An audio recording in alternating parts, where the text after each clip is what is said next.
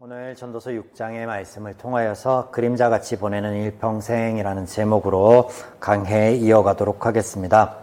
오늘 본문의 화제의 이야기는 세 부분으로 나누어 볼 수 있겠습니다. 1절에서 6절에는 사람들이 생각하는 삶의 보편적인 유익을 신에게로부터 받았으나 누리지 못함에 대하여 이야기하고 있고, 7절에서 9절까지에서는 삶에 공허하게 만드는 것들, 이것에 대해서 이야기하며 끝으로 10절에서 12절에서는 앞서 소개한 그 허무한 삶에 대한 화자의 제안이 등장하고 있어 오늘 본문을 살펴보도록 하겠습니다.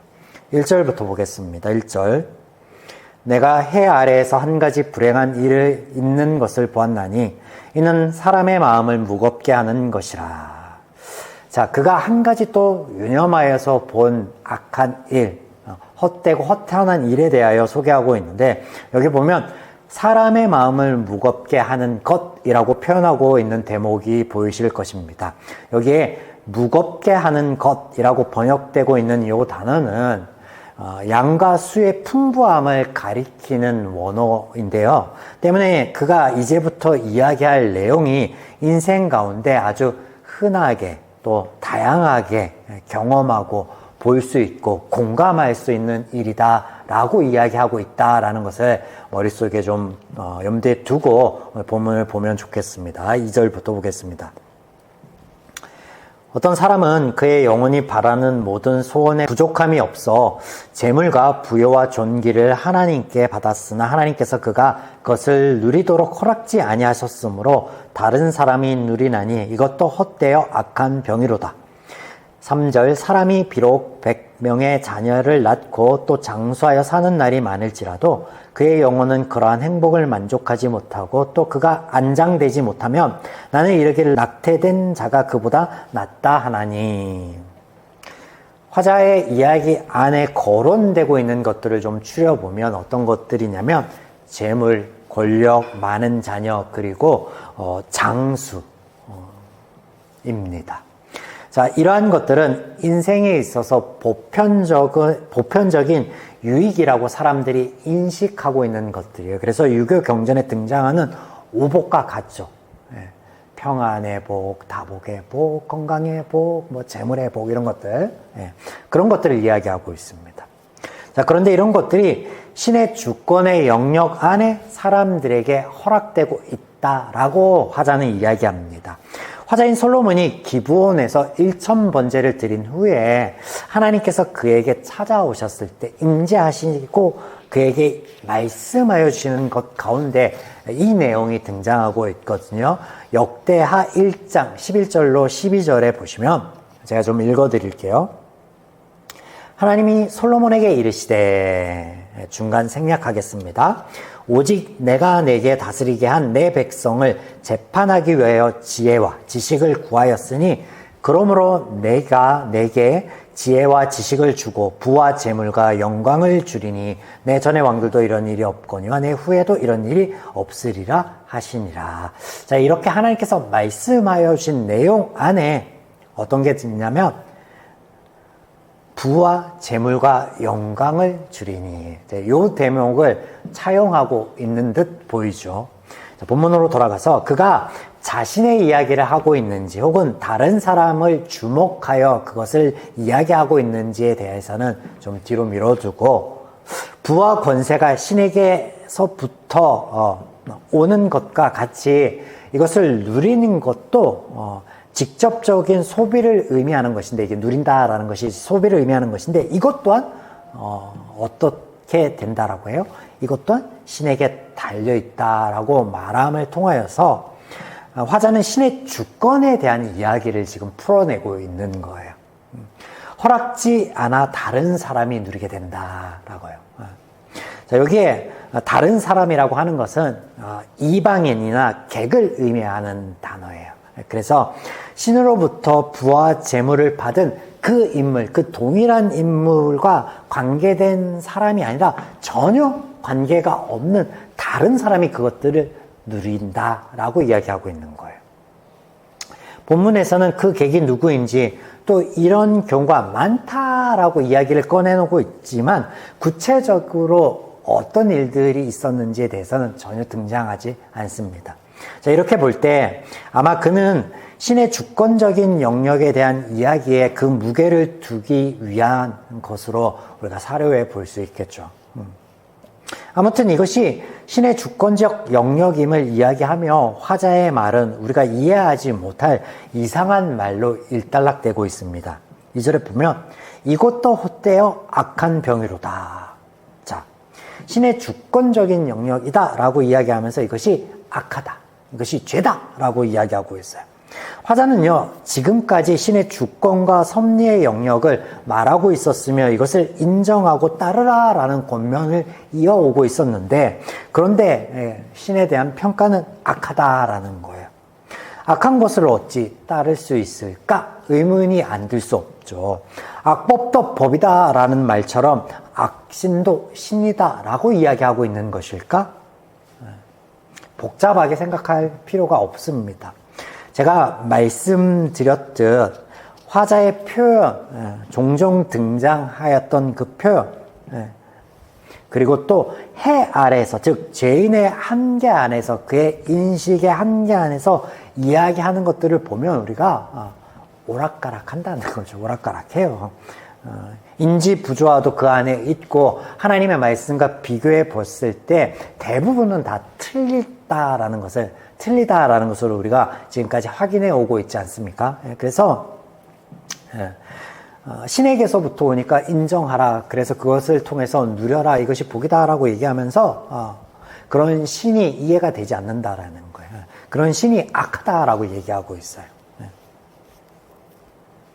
자, 3절 보겠습니다. 3절.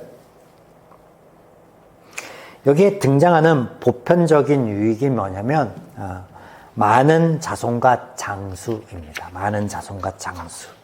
이것은 예로부터 신에게로부터 오는 큰 축복이다라고 사람들은 여겼습니다. 그런데 마음의 만족함이 없다면, 우리 성경에 영혼으로 번역되고 있는 이 단어가 영혼과 더불어 마음을 의미하는 단어인데, 네페시라는 이 단어인데, 이것을 이 본문에서는 영혼보다는 마음으로 보시는 게 더 낫겠습니다. 그래서 제가 지금 마음이라고 얘기하고 있는 거예요. 그래서 마음에 낙이 없다면, 만족함이 없다면, 그래서 이 마음의 만족도 어디에 달려있다라는 거예요? 개인이 아니라 신의 주권적 영역이라는 거예요.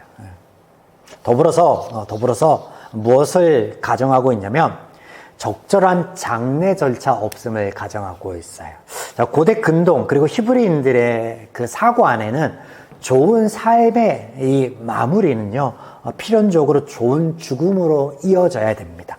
그들의 사고방식 안에 그렇게 되어 있죠. 그래서 대개의 경우는 가족의 공동 매장지가 있어서 여기에 잘 매장되었을 때 좋은 삶이었구나, 그 마무리가 잘 되면 좋은 삶이었구나 이렇게 평가받는데, 그런데 3절의 설정은 뭐예요? 그렇지 못한 경우예요. 예를 들면 길거리에 버려져서 방치된 죽음이나 혹은 다른 곳에 방치되어서 그 시신을 회수치 못하는 경우들, 성경에 등장하는 종종 그런 경우들을 이야기하고 있는 거겠죠. 그래서 이런 죽음은 히브리인들에게 있어서 최대 인생의 비극 중에 하나이다라고 여겨지는 거예요.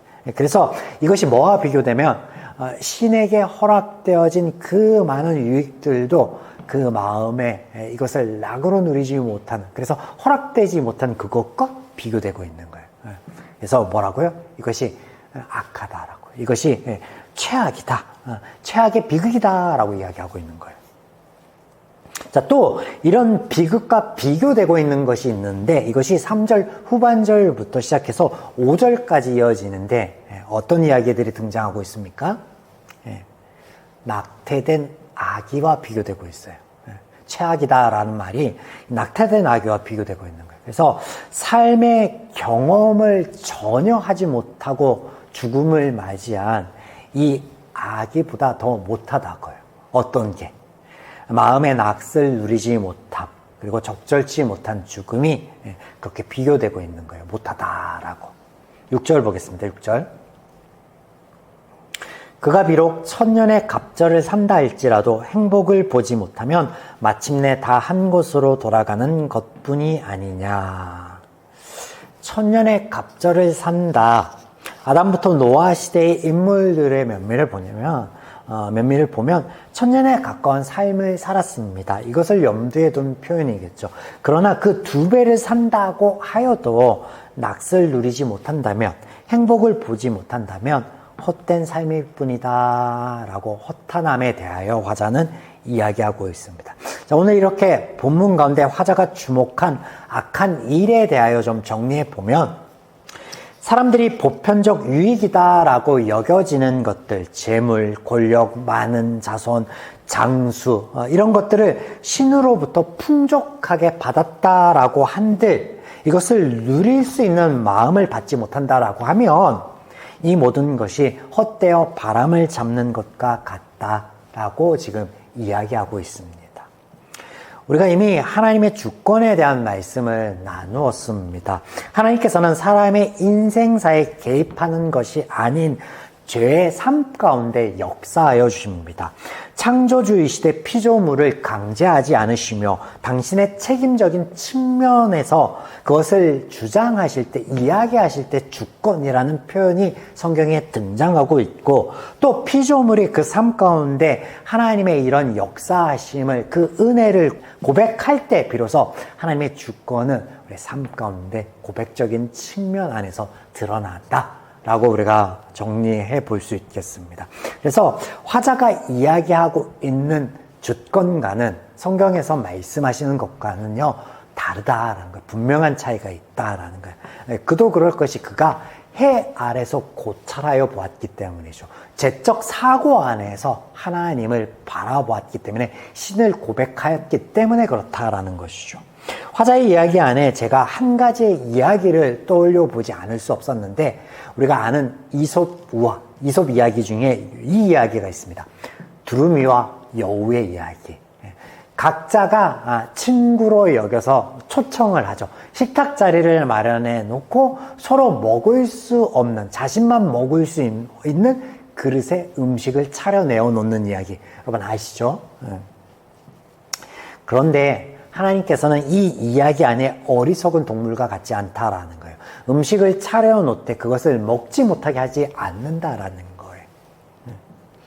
그것이 악하다라고 화자, 죄인이 알고 이야기하고 있잖아요. 그것을 하나님이시라면 그 악함을 선하신 하나님으로부터 그 악이 나오겠느냐라는 거예요. 다만 화자의 이야기 안에 우리가 눈여겨볼 대목은 재물과 권력, 자손과 장수의 복을 받아 그것을 삶 가운데 누리고 행복하게 할 수 있는 키가 있는데, 그게 뭐냐면 마음이다라는 거예요. 마음. 그래서 하나님께서 성경 저변에 그런 말씀들을 많이 하시죠. 무엇보다도 너희의 마음과 생각을 지키기를 바란다라고. 그리고 그리스도 예수 안에서 그 하나님의 말씀 가운데 우리의 마음과 생각을 지키기를 원하신다라고 말씀하시죠. 자, 다음 삶에 채워지지 않는 공허함에 대하여 화자의 이야기를 좀 보겠습니다. 7절, 사람의 수고는 다 자기의 입을 위함이나 그 식욕은 채울 수 없느니라. 먹고 살기 위하여 힘겨운 일상, 그 노동을 이어가고 있으나 결코 채워지지 않는 공허함이 있다라고 화자는 이야기하고 있습니다. 또 이러한 공허함의 실체에 대해서 9절에서 이야기하고 있는데, 9절, 눈으로 보는 것이 마음으로 공상하는 것보다 나으나 이것도 헛되어 바람을 잡는 것이로다. 무엇이겠습니까? 마음의 공상. 이 마음의 공상이 힘겨운 일상의 노동을 이어가나 채워지지 않는 공허함을 낳는다라고 얘기하고 있어요. 그래서 눈으로 보는 것이라고 표현되고 있는 것은요, 실제로 소유하고 직접 보고 즐길 수 있는 실체들을 모두 지칭하는 말입니다. 반대로 마음에 공상하는 것은 자신의 욕심을 쫓아 가질 수 없는 것을 찾아 헤매는 것을 말하는 것으로 둥그럼을 잡는 것과 같은 공상을 의미합니다. 이렇게 화자는 현실에 있는 것을 즐거워하는 것이 더 좋다라고 이야기하는데 이것 또한 뜬구름 잡는 것과 같이 헛되다라고 얘기하는 것은 이러한 마음도 어디로부터 나온다라는 거예요. 신으로부터 나오기 때문에 사람의 그 수고와 노력이 헛되다, 허탄하다라고 얘기하고 있는 거예요. 자, 8절 먼저 보고 화자의 제안을 좀 보겠습니다. 8절. 지혜자가 우매자보다 나은 것이 무엇이냐? 살아있는 자들 앞에서 행할 줄을 아는 가난한 자에게 무슨 유익이 있는가? 7절에서 화자의 언급한 채워지지 않는 공허함, 그 만족함 없는 욕망들을 쫓음을 볼 때 그 안에 지혜자도 우매자도 같다라는 거예요. 어느 쪽이든 나음이 하나 없다라고 이야기하고 있습니다. 자, 더불어서 사람들 앞에서 마땅히 취해야 할 바른 행동이 무엇인지 분별할 수 있는 능력이 있어도 그가 가난하다면 아무런 유익이 없다라고 이야기하고 있습니다. 이렇게 화자는 마음의 낙을 누리지 못하는 것을 신으로부터 받지 못한 능력과 더불어서 현실을 직시하지 못하는 공허함을 그 이유로 들고 있습니다. 자, 끝으로 화자의 제안을 보겠습니다. 10절. 이미 있는 것은 무엇이든지 오래전부터 그의 이름이 이미 불린 바 되었으며 사람이 무엇인지도 이미 안 바 되었나니 자기보다 강한 자와 능히 다툴 수 없느니라. 자, 이게 무슨 말이에요? 그냥 번역한 상태로만 보면 이게 무슨 말인지 잘 모릅니다. 모를 수밖에 없습니다. 히브리인들의 표현, 사고, 인식 안에서 이름은 단순한 호칭을 뛰어넘는 그 존재 자체를 의미하는 것이다 라는 말씀을 제가 여러 차례 드려서 이제 이름에 대해서 나오면 여러분 어느 정도 감이 오시죠? 그래서 이런 이름을 부를 수 있는 존재, 이 이름 자체, 이 존재 자체를 아는 자, 아는 어떤 그래서 화자의 이 표현 안에 언급되고 있는 게 누군 것 같아요? 이게 신인 거예요, 이게 신. 그래서 화자의 이런 표현은 신의 섭리에 대해 이야기하고 있는 거예요, 신의 섭리. 이것을 염두에 두고 화자의 다음 이야기를 보시면 강한 자와 능히 다툴 수 없다. 뭐예요? 유한한 인간이 무한한 신의 주권과 섭리 앞에 감히 이견을 낼 수 없다, 다툴 수 없다라고 이야기하고 있는 거예요. 이렇게 보면 이해가 되죠. 이 10절 말씀이 10절의 화자의 이야기가. 그래서 신의 섭리에 대하여 순응하라라고 간접적인 권고를 하고 있는 거예요. 11절. 헛된 것을 더하게 하는 많은 일들이 있나니 그것들이 사람에게 무슨 유익이 있으랴? 자, 요거는 그냥 다른 번역본을 보면 이해가 바로 됩니다. 새 번역 제가 읽어드립니다. 말이 많으면 빈말이 많아진다.